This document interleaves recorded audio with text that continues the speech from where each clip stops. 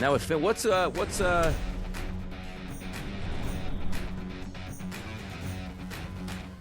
he's doing these days? Prediction Markets Edge on the early line. We got you for a half hour. Different way to invest, get in, get out, and get paid here. Similar to the stock market, Joe. We like to explain it to the people. We like to have some fun and show them a new way that they can jump in. It's what it's all about, Donnie. We got a lot happening here this weekend. Obviously, the Masters is going to be a whole lot of fun. A lot of great trends and markets available. And Major League Baseball keep rolling into a big weekend here, and hopefully some warmer temperatures in some spots.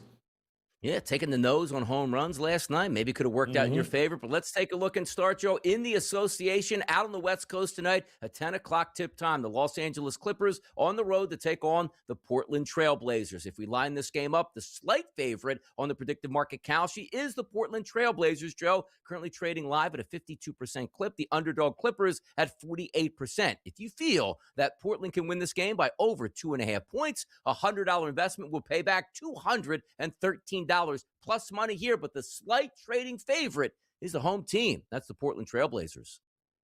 Yeah, and listen, I mean, Portland had a disappointing loss the last game. So did the Clippers. The Clippers lost after winning a couple of games. They lost to OKC. I mean, there's no shame in that. But again, this is a battle for the 8th seed between these two teams.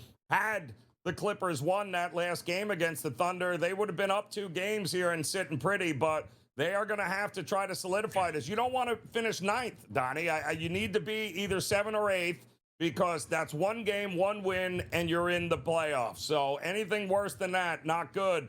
This should be a very big playoff atmosphere game with both teams laying it out there, and I think ultimately the Clippers are probably the better side, and you can't go wrong looking at Kawhi props here in this spot either.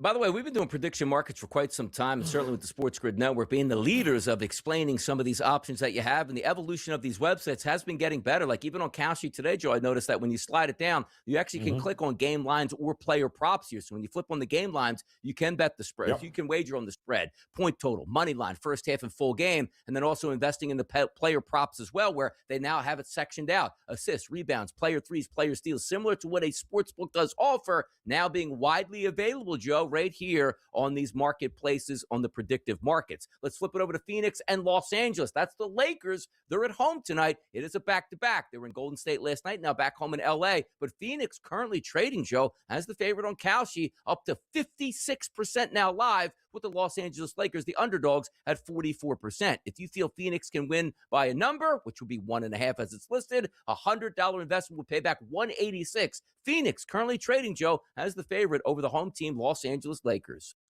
Yeah, and really it's a matter of who's playing in this game, Donnie, and that's the questions you got to ask yourself, because we know Booker's already been ruled out. Jalen Green is questionable here. Not seeing a designation for Dylan Brooks, who might be a guy that you absolutely want to focus on here in this spot. And for the Lakers, hey, I mean, LeBron won last night. I can't imagine they're going to roll him out there for a second of a back-to-back in this spot. I think this could be a scheduled loss.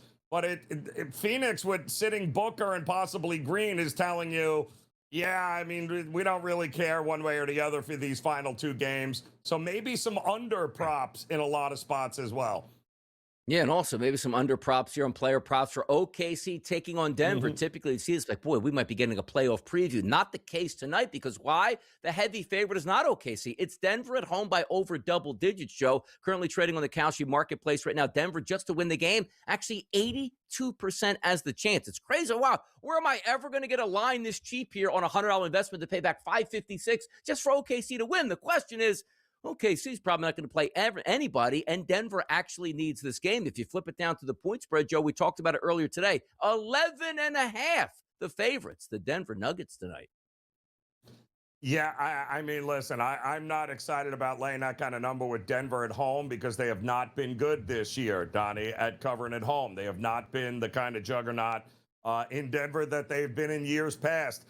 But they've been really good in the second half at home, Donnie. So if I was Gonna look at anything. I might look at OKC early with even likely the second stringers and the backups playing for them.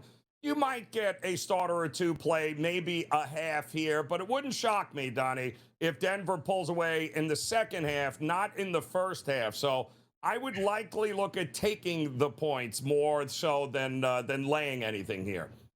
And by the way, take a look at player props tonight. Only 3 guys listed: Cameron Johnson, Christian Brown, and also Lou Dort there. So we don't know who's playing. We figure those guys will, but maybe we're going to wait till a little bit to see the official lineups once they come out. Let's flip it over to Major League Baseball. You guys know me. I'm a Philadelphia Phillies fan, and there wasn't much to be fanatical about over the past 2 games. The Phillies got back-to-back shutout in San Francisco and are going on 20-plus innings now without scoring a run. But how about this? They're heavily favored tonight with a chance at 62% to win this game tonight over the Arizona Diamondbacks. If you take a look at this game overall, the total listed at 8.5 in this one. And just trying to get the official matchups here on the mound for tonight in Philadelphia: Soroka versus Luzardo. Yeah, and Corbin, by the way, Corbin Carroll was a scratch from yesterday's game against the Mets. It didn't matter. They still ended up winning here. But I doubt very much we're going to see him in this one either. Apparently, some sort of issue with his hip. And I think maybe that's why we've seen this line move towards Philadelphia overnight. But either way, Donnie, given what we have seen, it feels like, yeah, the wind looks like it's going to be blowing out in Philly here. But Luzardo can keep the ball on the ground. So can Soroka now. It feels like maybe an under is very possible in this spot.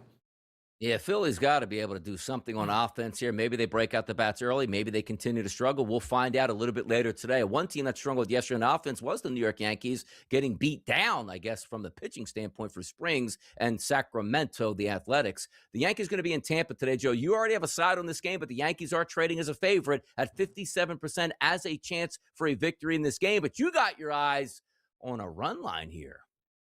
Yeah, I mean, listen, I think Tampa has always been money, especially against the American League East as a home dog. They're back in the Trop. And again, Louis Heel going for the Yankees. You don't know what you're necessarily going to get. All indications and numbers are is he's not, the velocity's a little bit down. The stuff isn't as good. So he's still working his way back here.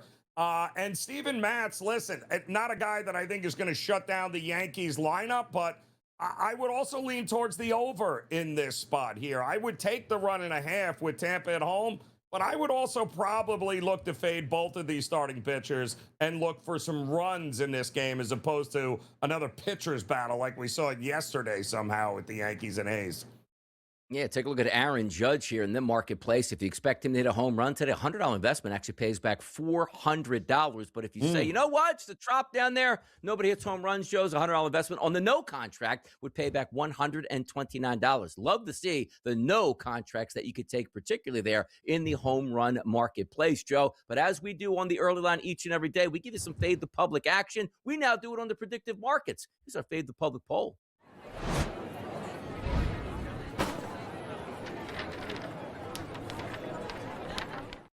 Who is going to lead today's second round of the Masters, Joe? Is it going to be Rory McIlroy? Do you think he has a chance to do it? How about Sam Burns? They're both tied right now. Or could it be Jason Day or even Scotty Scheffler? Yeah, it's interesting. I thought Justin Rose was going to do it again yesterday, but he is 2 under, tied with Scotty Scheffler, and I think this would be the day. He should have been 4 or 5 under himself, Scotty Scheffler. He left a lot of shots out on the course there, but he's hitting the irons good. He hit 12 of 14 fairways. I think your likely leader after today is one Scotty Scheffler. Scotty Scheffler, that's what you want to see, like the 2 under. Ooh, Scotty's in the mix. You just want him in the mix after like day 1 or day 2, and you expect him to hit the gas pedal on the weekend, Joe. We are live at Augusta right now. A couple of groupings or pairings have gone off here. Sam Stevens is even through 4 today. Brian Campbell +1. Wyndham Clark even, but nobody, Joe, just yet is under par on the day out here. Even have a +3 from good old Tom McKibben is +3 through 2 holes today. Looks like his stay is going to be short at +6 currently right now. Also, Joe, a +6 action there from Rambam. You expect much better today, no? Can he make the cut? Are we even seeing him in the weekend? That's going to be interesting. You got to make the cut to get paid. We'll be back on PME coming up after this short break.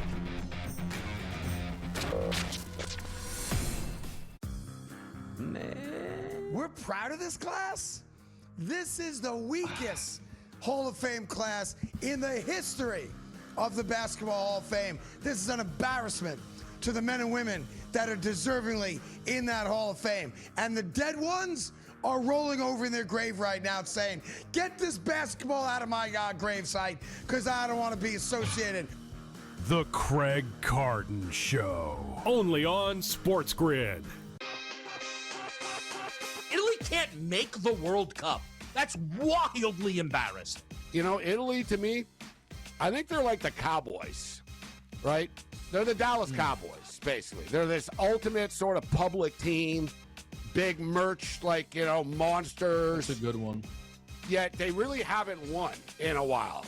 But we're talking about a world superpower. Game time decisions, only on SportsGrid.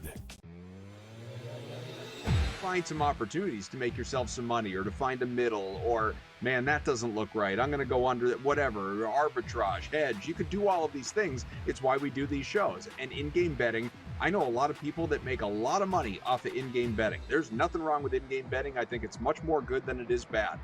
But sometimes for your own peace of mind, it is okay to just walk away and check on it later. In-game live, only on SportsGrid.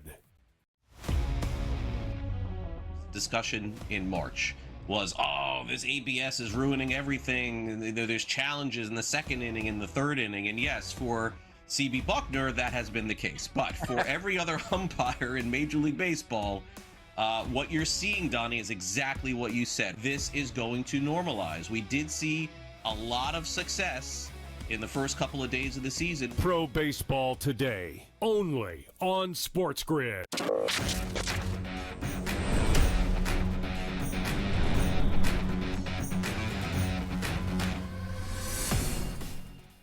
Prediction Markets Edge right here on the early line, having some fun on a Friday. It's time to get paid, and of course, it's time to have some fun. It's Donnie right side, it's Joe Ranier. It's bringing Tom Vecchio, our best friend in Major League Baseball. Time to talk some baseball, Tommy, on a Friday. Yeah, I'm good. Glad to be here. You know, we're off to a hot start in the MLB season. At least a lot of players are. Also, a lot of players off to a bit of slow starts, which really leaves some of these futures markets like in the balance right now, and something we have to pay attention to. Yeah, we should run a poll here, Tom. Are the Phillies going to score an absolutely at least one run today against the Diamondbacks? We'll find out. But, Tom, we got some bigger fish to fry here. Let's start AL Rookie of the Year winner. A lot of hot starts from a lot of players here in the AL. DeLauder's still the favorite right now on the Kalshi marketplace, trading at 35%. McGonigal right behind him, the star here for Detroit getting brought up. Murakami has been great on a team with not a lot of expectations in Chicago. And then creeping up, another guy from the Guardians, Travis Bazzana. What do we make of this, Tom? Really interesting market. You know, frankly, I think it's a bit too early to be putting Chase DeLauder that high of a favorite. He certainly deserves it thus far, but in terms of where the percentages sit, I'm just uncomfortable with it. Also, everyone's going to say the same thing about Chase DeLauder. It's like, can he stay healthy? This is a player that has been hit with so many injuries over the past few years. Personally, where things are trading right now, Murakami's great. It just comes down to, do we believe that the team's going to have any success? Are people going to be buying into that? Carter Jensen, I think, is phenomenal. He has a ton of power. He obviously should show up to the ballpark on time so it doesn't get scratched from the lineup by the Royals. But it's a close market. McGonigal, I still think, is my favorite option based on where things are, the team success, and his personal success that he'll have on the field. I think he's the right combination of all of them right now. Yeah, the Rookie of the Year markets are fun on the predictive side there, Tom, because – you know, in the National League, for instance, you know, Connor Griffin didn't start on the roster for the Pirates, but he was very much listed at around, 8-9 cents to be Rookie of the Year. The minute they brought him up, he shot up to about 22 cents. And now he signs that contract, and now he's down at 13. So, you know, there's some ways to approach this market, and mostly it's buy low because there's so much variance, especially in the National League. It really is. You know, frankly, I would say there's going to be times to sell on Connor Griffin just because I think the market's going to be too high on him. where you can just look to fade him just because it's such a long season. There's so much that goes into it. Sal Stewart for the Reds is off to a phenomenal start. He has a ton of power. Noel McLean for the Mets just put up a fantastic performance yesterday. He's going to be in the mix as well. I think that's the three that it'll come down to. Obviously, we could have a player that is called up midseason and that is an absolute breakout. But I think looking to fade Connor Griffin in some capacity is probably the right way to go about it. And this is not to say that he won't win the award. They're just based on where the percentages sit right now. Let's flip it over, Tom, to the AL Cy Young Award, which most people just figure it's going to eventually be Tarek Skubal. Actually, back-to-back losses by Detroit with two of their aces on the mound, but he still sits at a 25% chance on the Kalshi marketplace, Tom, to be the AL Cy Young Award winner, followed by Jose Soriano of the Los Angeles Angels at 19%. And closely, how about the Yankees? Cam Schlittler here at 18%, and then Crochet, Wu, Fried as you go down the list here. How are we thinking the AL Cy Young market, after just a couple starts for some of these guys, is shaping up? It's a bit much on Skubal, and I'm a massive Skubal supporter. He's looked good. He hasn't looked great, but suggesting that he is the runaway favorite or trending to be the runaway favorite is just way too much for me at this point. Crochet has looked good. Really for me, I think Brian Wu is the right answer. And Donnie, we talked about this preseason. If there's any player that I want to back for the AL Cy Young market, it's going to be Brian Wu because I believe he has the skill to get it done. We're getting him at a good spot in the market overall. And no one has really taken that step forward to be the runaway favorite. Now, granted, there's 2-3 stars for some of these pitchers. It's really not that far into the season, but we can make a case for Max Fried. You can make a case for Cam Schlittler, but I really believe Wu is that perfect combination of what the market is seeing and really his performances on the mound thus far. Okay. So listen, just like Skubal in the American League, Skeens in the National League, everyone's going to gravitate to those two guys. But I can make an argument that the start that Alcantara is off to right now, he's going to look good in a Yankee uniform come July. So what do you think of his? I mean, he's only 12 cents right now. Right, and the same thing can be said about the NL market, where, okay, Skeens is the favorite. Everyone's going to be saying that, but he's really hasn't been running away with it. And Yamamoto for the Dodgers has been awesome. Sanchez for the Phillies has been awesome. But to your point, the start that Sandy has been off to for the Marlins has been fantastic. So to see this grouping of four kind of, flip-flop all season long, I'm not going to be surprised at. But what Sandy has done thus far and where he is in the market, I believe he's the right answer. I don't think Skeens is going to be a runaway favorite. I don't think Skubal is going to be a runaway favorite for either of these markets. Give me Sandy. Give me Brian Wu.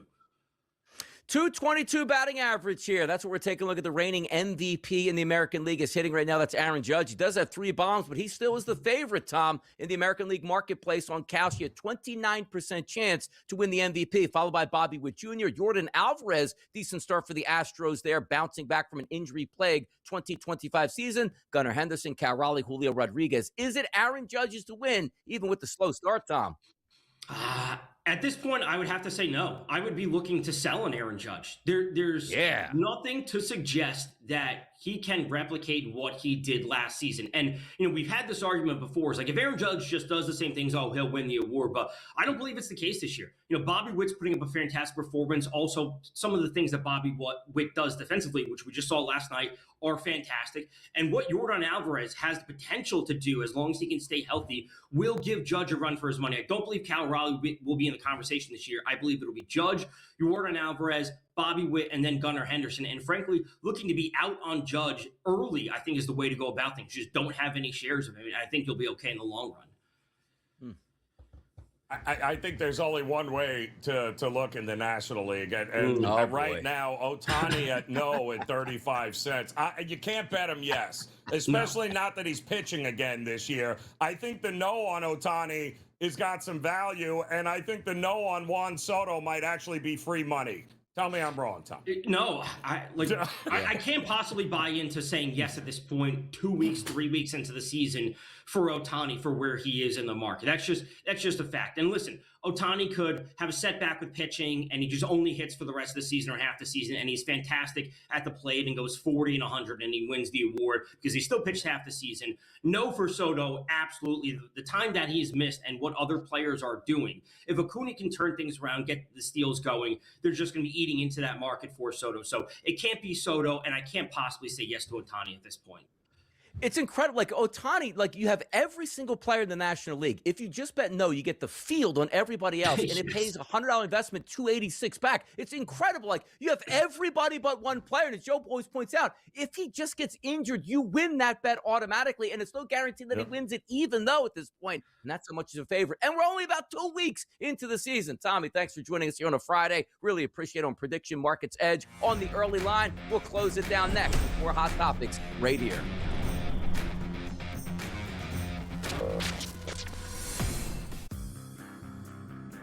We're proud of this class. This is the weakest Hall of Fame class in the history of the Basketball Hall of Fame. This is an embarrassment to the men and women that are deservingly in that Hall of Fame. And the dead ones are rolling over in their grave right now saying, get this basketball out of my gravesite because I don't want to be associated. The Craig Carton Show. Only on SportsGrid. Italy can't make the World Cup. That's wildly embarrassed. You know, Italy, to me, I think they're like the Cowboys, right? They're the Dallas Cowboys, basically. They're this ultimate sort of public team, big merch, like, you know, monsters. That's a good one. Yet they really haven't won in a while. But we're talking about a world superpower. Game time decisions. Only on SportsGrid. Find some opportunities to make yourself some money, or to find a middle, or man, that doesn't look right, I'm going to go under, whatever, arbitrage, hedge. You could do all of these things. It's why we do these shows. And in-game betting, I know a lot of people that make a lot of money off of in-game betting. There's nothing wrong with in-game betting. I think it's much more good than it is bad. But sometimes for your own peace of mind, it is okay to just walk away and check on it later. In-game live, only on SportsGrid. Discussion in March was, oh, this ABS is ruining everything. There's challenges in the second inning and the third inning. And yes, for CB Buckner, that has been the case. But for every other umpire in Major League Baseball, what you're seeing, Donnie, is exactly what you said. This is going to normalize. We did see a lot of success in the first couple of days of the season. Pro Baseball Today, only on SportsGrid.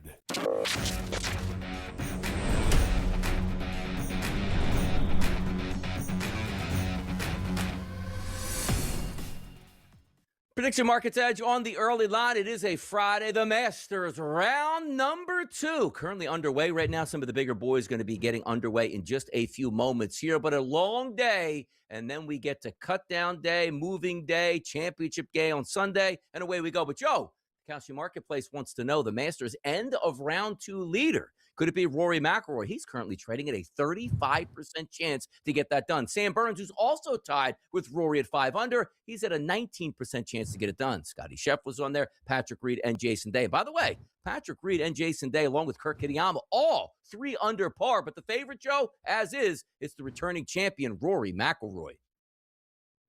Well, I mean, I'm looking at the weather report here for today as well. And, you know, there's really not a lot of difference between the guys teeing off at 8 a.m., Donnie, and the guys that are going to be teeing off in the afternoon here at the 12 or 2 p.m. Temperatures in the mid-70s, no wind, relative humidity it's just absolutely gorgeous weather, which means these guys are going to have to beat the golf course, which means, as far as I'm concerned, it's going to be one of the guys that knows this golf course better than anybody. Yeah. And I always, round 2, stay within the current top 10 after round 1. Guys like Justin Rose, guys like Scotty Scheffler, even Rory. Would anybody be shocked if Rory goes out and shoots 67?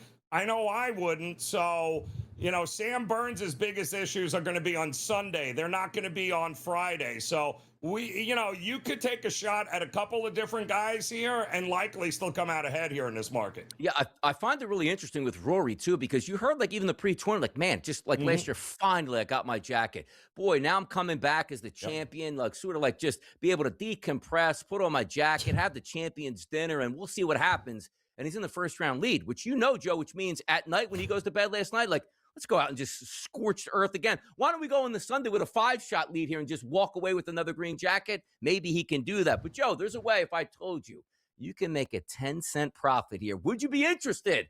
How about a $100 investment to make the cut on Scotty Scheffler on Poly Market. That $100 investment would pay back $100.10, Joe. How about that investment? I would be more interested in the yes or no market with John Rahm. I want to know whether John Rahm, do we think Rahm makes it? And I think currently it's about 50-50, I think. And I think there's some value in the no here. Coming back from 6 under, the cut is likely going to be under par. I don't see him. I'm sorry. I just don't see him going that low here today and making the cut. So I would look to fade Rahm here in this spot. Yeah, let's see what happens with him today, because he's known that, hey, I didn't play so well. It seemed like, hey, Scotty Scheffler's out of the tournament. Wait a second. Scotty's back up in the top 10. We're not saying he can do that, but we've seen it before. Didn't play well, then just got real aggressive on day number 2, like a boom or bust, and had maybe a big boom day. We'll figure Rahm can handle that here. Masters, top 10 finishers here in the Kalshi marketplace. Of course, Rory's going to be one of the favorites, trading at 85% here. Scotty Scheffler at 83%, Schauffele at 65%. Now, most people say, like, yeah, well, Rory's going to finish in the top 10 because he's tied for the lead on day number 1, Joe. But if you did take a no contract out on that, a $100 wager will pay $527. Now, understand what we're asking you here. It's not to win the tournament, Joe, but it's also not just to make the cut. It's the top 10, which is still tough to do. Rory could go out today and shoot a +2, and all of a sudden you're in jeopardy of a top 20 at that point. How about a no contract, Joe, thinking maybe counterproductive to what you saw yesterday? Yeah, there's some really good prices up on the board here in that market, Donnie. I mean, listen, I'm looking at currently Justin Rose about 50-50 to make the yes, Justin Rose is making he makes the top 10 every year in the Masters here. I think that Jason Day is also fascinating, playing some great golf. Can he do it for 4 in a row? And what about Kurt Kitayama? Does anybody really think Kurt Kitayama is going to play this tournament and finish in the top 10? Because if you do, that's a pretty good price. Yeah. He's currently sitting right at the top of the leaderboard.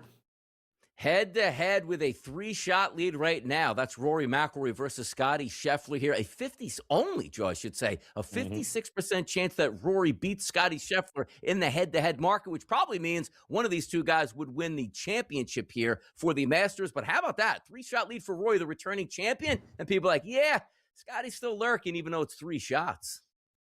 I mean, might be the only time we'll see all year long where you can get Scotty Scheffler at even or just plus money here against anybody. So, yeah, I think Scheffler has got a pretty good shot. Even though he's 3 down heading into round 2, I like him to beat Rory in this spot. I got to tell you, too, you take a look even at the Masters champion list here at Kalshi and who's going to win this. Like, Scotty Scheffler opened the tournament, let's call it 5-1. So $100 investment pays back $500. He's 3 shots back, and they're still like, yeah, that's actually a really good day number 1 for Scotty. $100 investment still pays back $500 on the Kalshi marketplace at this point. Schauffele's on there, Burns, Justin Rhodes, Patrick Reed, but the top of the leaderboard, it's Rory versus Scotty here. And that's likely exactly what it's going to come down to on Sunday. Love it. We would love to see it. We'll update you back on Monday when this tournament is final, but that'll do it for this week's edition of Prediction Markets Edge. Catch you Monday. Enjoy your weekend.